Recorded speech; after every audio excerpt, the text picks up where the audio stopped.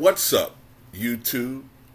This is Too Raw for TV. So I want to give a shout out to Shaw, best known for torching LeBron fans on Facebook, for providing a lot of this information I'm going to give you. So I want to give a shout out to him. And a lot of this is stuff that we have observed, but sometimes we may forget over years.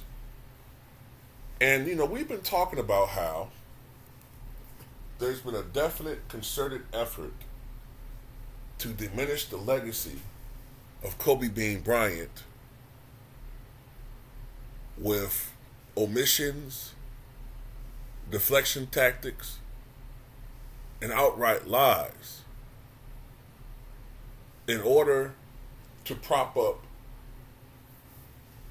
LeBron Ramon James. This is not an attack on LeBron James, necessarily. This is more of an attack on the machine that is out there, that is trying to diminish the legacies of players who pose a threat to the supposed supremacy of LeBron James in their eyes. Not to mention, they also have an insidious agenda to diminish the impacts of players that helped LeBron James along the way. It's disgusting, it's narcissistic, it's sadistic, and just plain wrong. So first of all, unless you were old enough to know this, because you have people who are giving out misinformation, like Clutch Sports client and LeBron James buddy Draymond Green, who will tell you that LeBron was considered the best player in the NBA from '05 until now, which is poppycock. That's not true at all. From 2005 to 2011, at the very least, Kobe Bryant was considered the best player in the NBA, as well as the best Olympian. I would stress that it may have stretched out even until 2013, around the time of that Achilles injury. From 2004 to 2013, in the Western Conference, there were 30 50-win teams and 9 60-win teams in that time period. From 2008 to 2010, Kobe appeared in the finals 3 straight years, losing the first final against 3 top 75 players, only to beat those same 3 top 75 players on his back-to-back championships with 1 Hall of Fame player. In those 3 straight finals, from 2008 to 2010, Kobe beat 10 50-win teams.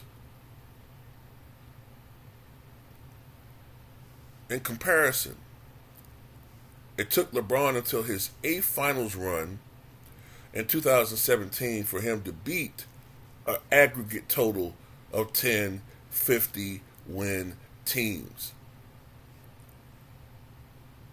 It took LeBron 8 finals to equal what Kobe did as far as competition in 3. Pau Gasol, before arriving to the Lakers in 2008, had only made an All-Star team 1 time and 0 All-NBA teams. And from 2005 to 2008, not 1 player besides Kobe made an All-Star team on the Lakers. By comparison, from 2008 to 2010, LeBron had 2 All-Star teammates, but they're always talking about he had no help. People like Chris Broussard will frown up his face and call us LeBron haters by stating the facts.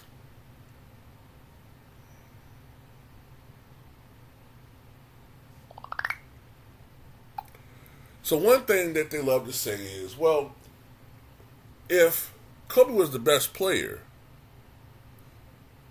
then why does he only have 1 MVP?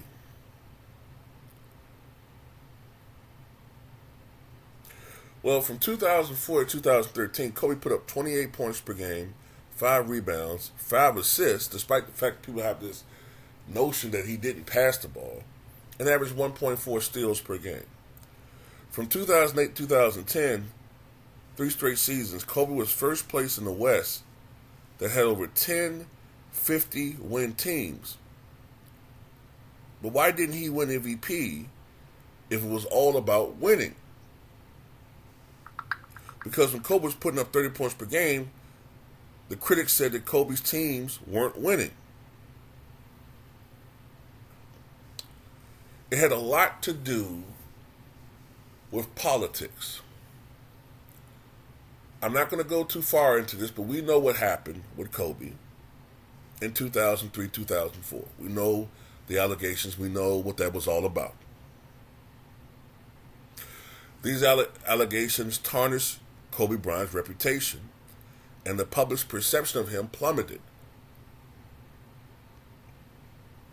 After the criminal case, the NBA didn't want Kobe being the face of the league and winning MVP, not to mention the fact that around that time period, you also had the Malice at the Palace. Okay?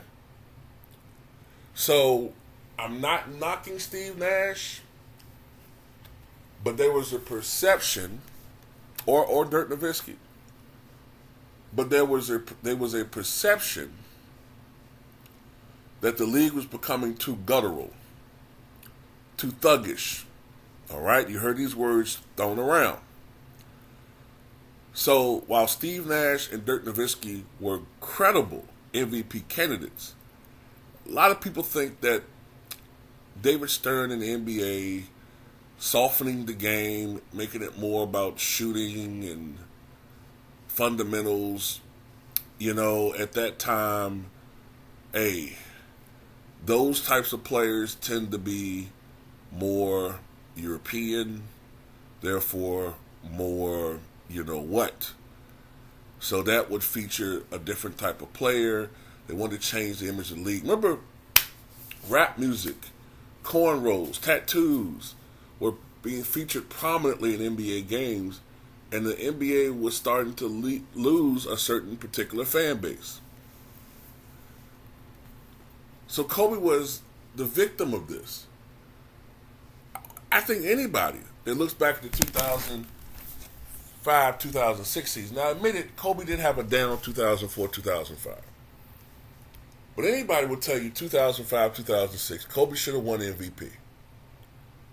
The fact that that team won 45 games without another all-star on that team, and Kobe probably responsible for more than half of those victories, he should have won MVP that year. You can make a great case he should have won MVP in 2007, but they gave it to Dirk Nowitzki because his team won 67 games, despite the only other all-star on the team being Josh Howard. But if I'm not mistaken, I don't think Kobe had another all-star on that team in 2007. So when Kobe started winning, it was no longer about winning. It was about putting up numbers. A la LeBron James. So the narrative had changed conveniently.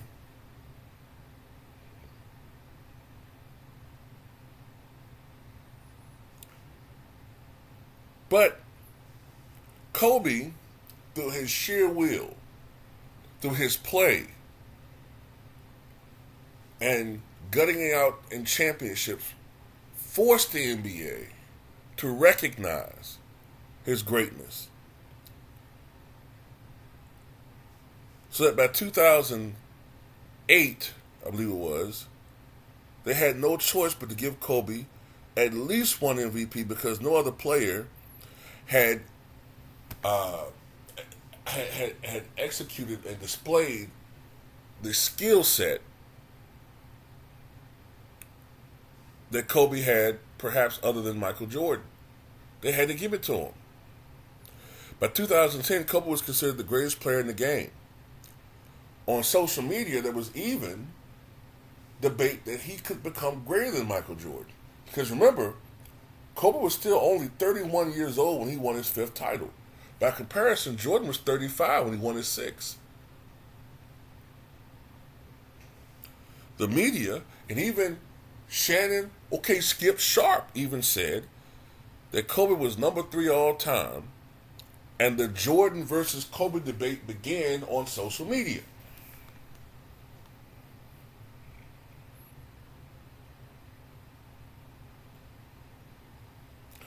(2011) playoffs, when they were defending champions, Pau Gasol only was able to put up 12 points per game on 42% shooting, and was a plus-minus -23 for the playoffs. And Pau was on the trading block to the Hornets that summer for Chris Paul. He was effectively traded, but the NBA blocked the trade because they didn't want Kobe getting a top 75 player, which meant ring number 6, and LeBron had 0. They wanted to push LeBron Ramon James. You don't hear that much, do you? That's why many people feel like that trade was rescinded, because the league felt like they wanted their guy, LeBron, to win that championship. The king with no ring.